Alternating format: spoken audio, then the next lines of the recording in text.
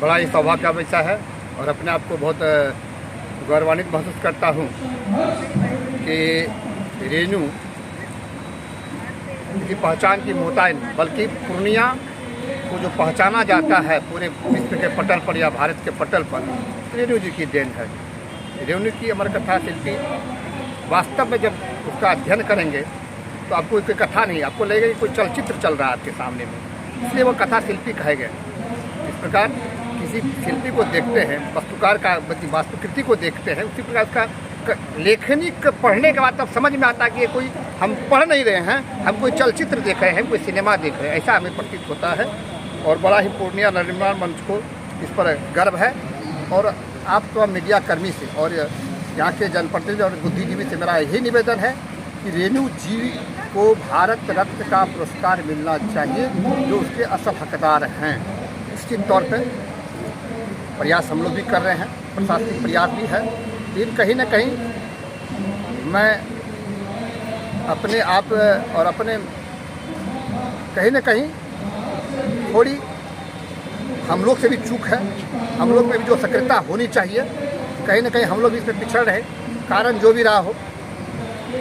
लेकिन रेणु के बारे में सोचा जा रहा है और हमने लगातार प्रयास भी कर रहे हैं और हमें लगता है कि आने वाले दिनों में रेणु के नाम पर कुछ न कुछ यहाँ बहुत अच्छा होने वाला है। नहीं, लगातार पूर्णिया नवनिर्माण मंच अपने स्थापना काल के बाद से ही महान कथाकार शिल्पी हम लोगों के इस पूरे क्षेत्र के गौरव, जो ऐसे प्रकाश पुंज हैं जिनकी आवाज़ सदियों तक इस पूरे जगत में गुंजायमान रहेगी, ऐसे फणीश्वर नाथ रेणु जी की आज 104वीं जयंती पूर्णिया नवनिर्माण मंच के तत्वावधान में मनाया जा रहा है। और निश्चित रूप से यह हमारा गौरव है कि हमारी धरती पर ऐसे महान शिल्पीकार कथाकार ने जन्म लिया।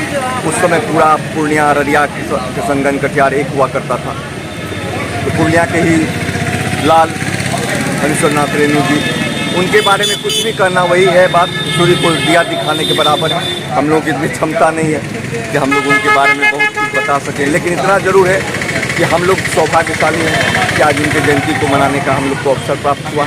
और इसी के निमित्त आज शंकर कुशवाहा जी हमारे अध्यक्ष हैं, मैं प्रवक्ता हूँ, और पूर्णिया नवनिर्माण मंच के तत्वावधान में लगातार हर वर्ष इस तरह का कार्यक्रम होता है जिसमें पुस्तक का विमोचन होता है, उनकी जो स्मृतियाँ हैं, उनके बारे में जो हमारे महान साहित्यकार लोग हैं, जो पूर्णिया के हमारे अभिभावकगण हैं, वो अपनी विवेचना करते हैं, अपने मंतव्य को देते हैं और उसके आधार पर कि पुस्तक का जो है विमोचन होता है, पुस्तक का प्रकाशन होता है। और यह प्रत्येक वर्ष होता है।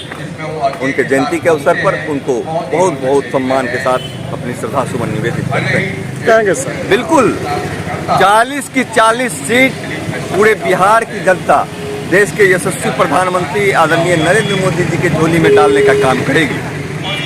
यह एकदम सच है, क्योंकि पिछले बार भी ट्रैक रिकॉर्ड आप देखेंगे तो 39 सीट बिहार में एनडीए को मिला था, मात्र 1 सीट कांग्रेस के खाते में गया था। इस बार स्थिति है 40 की 40 seat Bharatiya Janata party NDA गठबंधन, और नीतीश कुमार जी ने स्पष्ट कहा कि आप देखे होंगे कितने प्रेम से मिले और सब लोग मिलकर बिहार के विकास के लिए और डबल इंजन की सरकार जो है काम करेगी। और बिहार का विकास बहुत ही तेजी से होगा, क्योंकि सबका साथ, सबका विकास, सबका प्रयास ही माननीय प्रधानमंत्री जी का मूल मंत्र है। और देश के यशस्वी प्रधानमंत्री जी के मजबूत हाथों में इस देश की बागडोर है। इसलिए बिहार भी, और जब तक बिहार का विकास नहीं होगा, देश का विकास पूरी तरह करना बेमानी होगी।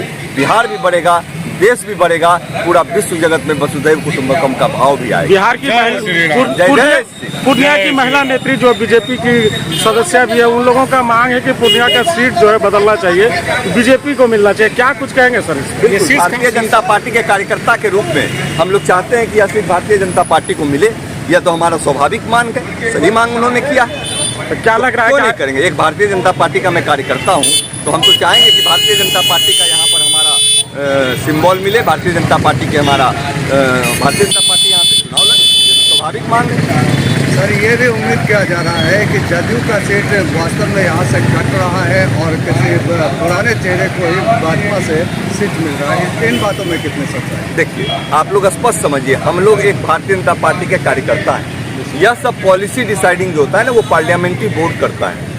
जो राष्ट्रीय नेतृत्व है हमारा, वो इन सब के बातों का निर्णय करता है कि क्या होगा नहीं होगा।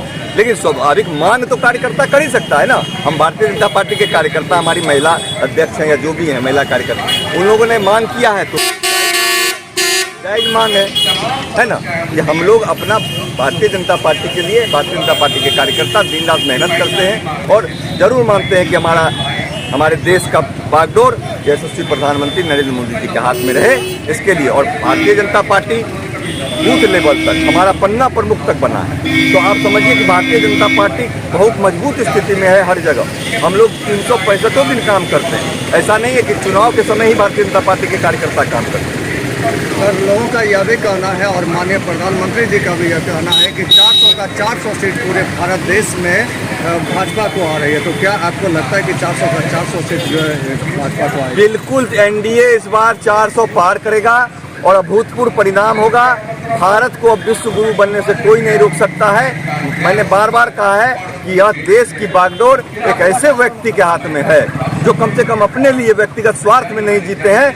उनका तन मन सब कुछ समर्पित है इस राष्ट्र को। इसीलिए इस बार उनका विश्वास है और हम लोग कार्यकर्ता हैं, हमारा भी भरोसा है, विश्वास है कि एनडीए के 400 पार होंगे।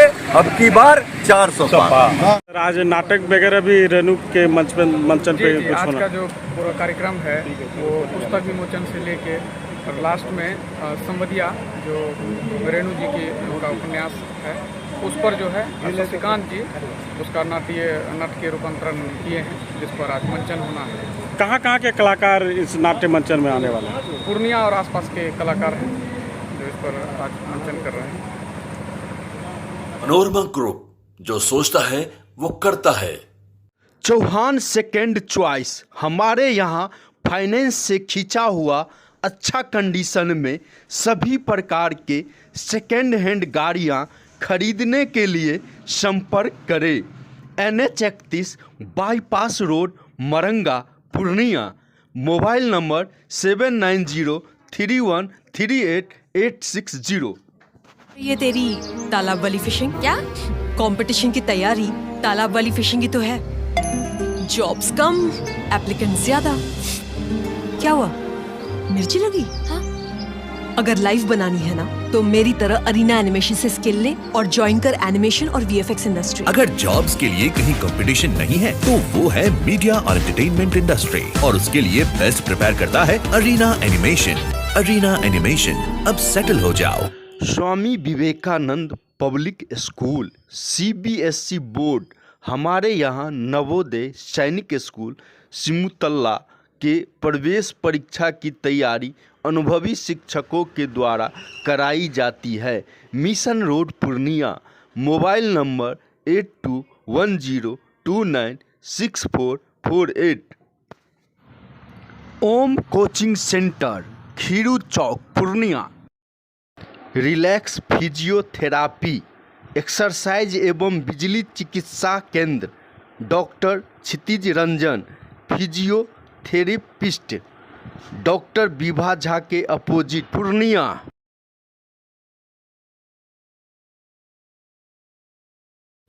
नमस्कार, हम अहाँ सबके रवि सुधा चौधरी, बॉलीवुड एक्टर और प्रोड्यूसर। हम मिथिला खबर देखे वाला सब दर्शक की अनुरोध करै कि अहाँ सब ई चैनल के सब्सक्राइब करू, लाइक करू और ढेर सारा प्यार दू।